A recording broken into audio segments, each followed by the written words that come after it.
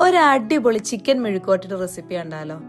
വളരെ കുറഞ്ഞ ചേരുവകൾ ഉപയോഗിച്ചിട്ട് തയ്യാറാക്കുന്നതാണെങ്കിലും വളരെ രുചികരമായിട്ടുള്ളൊരു ചിക്കൻ മെഴുക്കുവരട്ടിയുടെ റെസിപ്പിയാണ്.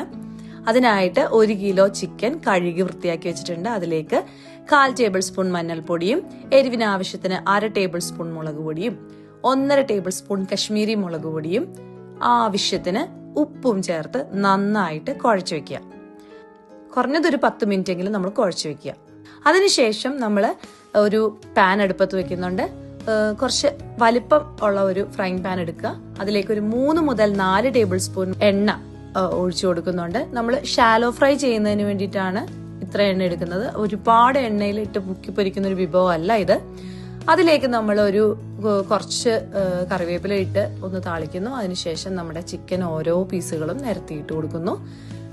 ഒരുപാട് ക്രൗഡഡ് ആയി പോവാതെ സൂക്ഷിക്കുക. നമ്മൾ കുറച്ച് നേരത്തിനുള്ളിൽ തന്നെ നമ്മുടെ ചിക്കൻ ഒരു സൈഡ് മൊരിഞ്ഞു കിട്ടും. അപ്പോഴേക്കും നമ്മൾ മറിച്ചിട്ട് കൊടുക്കുന്നുണ്ട്.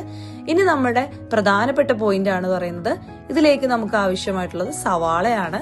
സവാള കുറച്ച് വീതിക്ക് നീളത്തിൽ അരിഞ്ഞെടുത്തിട്ടുണ്ട്.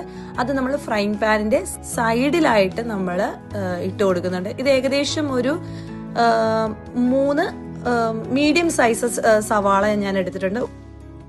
ഇങ്ങനെ നമ്മൾ ഉടനെ തന്നെ നമ്മുടെ പാത്രം അടച്ചു വെക്കുകയാണ്. ഇടയ്ക്ക് നമ്മൾ തുറന്നിട്ട് ഈ ചിക്കൻ മൊരിയാത്ത ഭാഗങ്ങളൊക്കെ ഒന്ന് തിരിച്ചും മറിച്ചുമൊക്കെ ഇട്ട് മൊരിച്ചെടുക്കുവാണ്. ഇതൊരു ഡീപ് ഫ്രൈ ചെയ്ത ഒരു ചിക്കൻ വിഭവമല്ല, എന്നാൽ അതേസമയം തന്നെ നല്ല മൊരിഞ്ഞ് നല്ല ജ്യൂസി ആയിട്ട് വരുന്ന ഒരു ഇതാണ്. ഈ സവാളയാണ് ഇതിൽ ഏറ്റവും ഇമ്പോർട്ടൻ്റ് ആയിട്ടുള്ള പോർഷൻ എന്ന് പറയുന്നത്. ഇത് സ്കിപ്പ് ചെയ്യാനേ പാടില്ല. ഭയങ്കര ടേസ്റ്റാണ്. ഈ സവാള ഇതിനകത്ത് കൊണ്ടുവരുന്ന ഭയങ്കര ഒരു ടേസ്റ്റാണ്. ഇനി നമ്മൾ ചിക്കൻ ഏകദേശം സെറ്റായി വന്നിട്ടുണ്ട്. ഇതിനെല്ലാം കൂടെ സവാളയും എല്ലാം ഒന്ന് മിക്സ് ചെയ്തിട്ട് നമ്മൾ പാൻ തുറന്നു വെച്ചിട്ട് നമ്മളൊന്ന് മൊരിച്ചെടുക്കുകയാണ്. അങ്ങോട്ടും ഇങ്ങോട്ടും ഒക്കെ ഇട്ട് മൊരിയാത്ത ഭാഗങ്ങളൊക്കെ ഒന്ന് നോക്കി സെറ്റ് ചെയ്ത് നമ്മൾ എടുക്കുന്നുണ്ട്. ചിക്കൻ എല്ലാം വെന്തിട്ടുണ്ട്. ഇപ്പൊ നമ്മുടെ ചിക്കൻ മെഴുക്കുവരട്ടി ഏകദേശം റെഡിയായി വന്നിട്ടുണ്ട്. നിങ്ങൾക്ക് കാണാം, നല്ല മൊരിഞ്ഞ് എന്നാൽ വളരെ രുചികരമായിട്ടുള്ളൊരു ചിക്കൻ മെഴുക്കുവരട്ടി തയ്യാറായിരിക്കുകയാണ്.